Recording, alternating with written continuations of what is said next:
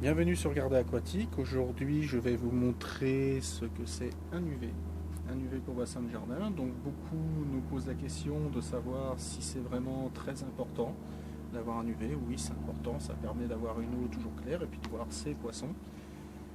Donc, à quoi va servir l'UV? Il va servir à éclaircir l'eau.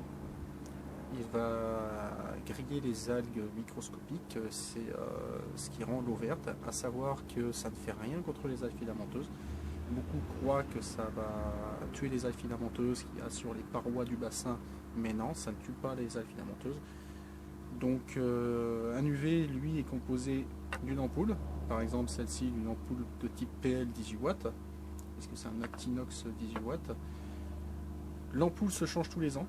Quand vous démontez une ampoule, ne jamais toucher le tube en verre avec les doigts, puisque sur les doigts on a forcément du gras. Donc le gras va brûler sur l'ampoule et risque de faire sauter l'ampoule. Une ampoule n'est pas garantie, elle se change tous les ans. Même si elle rayonne encore, il est important de la changer, puisqu'il n'y a plus que la lumière qui passe, mais les UV ne passent plus. Donc pour démonter une ampoule, c'est vraiment très très simple. Après ça dépend, c'est sûr, des appareils UV. Par exemple, pour celui-ci, il va se démonter sur le côté. Et là, on va tirer la partie électrique et on va brancher l'ampoule dessus.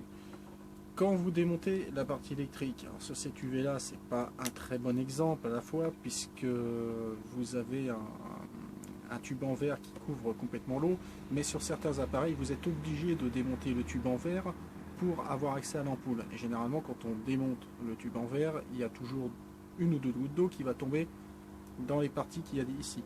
Donc quand vous remettez l'ampoule et que vous rebranchez, évidemment l'ampoule saute.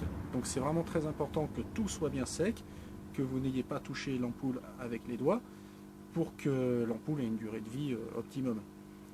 Donc l'ampoule n'est pas garantie aussi parce que lors d'un orage il est conseillé de l'éteindre. Il faut couper votre UV pendant un orage parce qu'un orage peut faire griller l'ampoule, c'est quelque chose qui chauffe et extrêmement fort. Donc c'est des recommandations vraiment si possible à suivre. Ensuite, un UV, un UV ça se branche vraiment facilement aussi. Hein. On va brancher l'entrée avec des raccordements.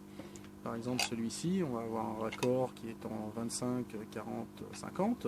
Vous pouvez avoir des raccordements en 19, 25, 32 selon les UV, 19, 25, 32, 40, 50, etc. Il y a énormément de possibilités. Après, c'est indiqué généralement sur notre site. Donc le raccordement va se brancher ici. Donc l'entrée de l'UV va par exemple être d'un côté ou de l'autre, mais on préfère toujours généralement que l'entrée soit du côté de la partie électrique, on ne passe pas pression sur la partie électrique. Le tuyau va donc se brancher sur le raccord ici. Par exemple, on va brancher un tuyau en 40 mm. La pompe sera avant avec un tuyau. On rebranche le tuyau ici. L'eau circule en contact avec le tube en verre. Il ne rentre pas en contact directement avec l'ampoule. Il rentre en contact avec un tube en verre qui protège l'ampoule, qui sert d'étanchéité. Et l'eau va ressortir de l'autre côté, tout simplement, pour aller, par exemple, direction un système de filtration. Voilà.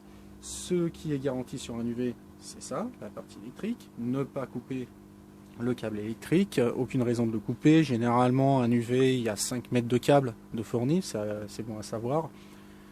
C'est généralement suffisant puisque l'UV va se retrouver à côté d'un système de filtration, donc à côté de la borne électrique.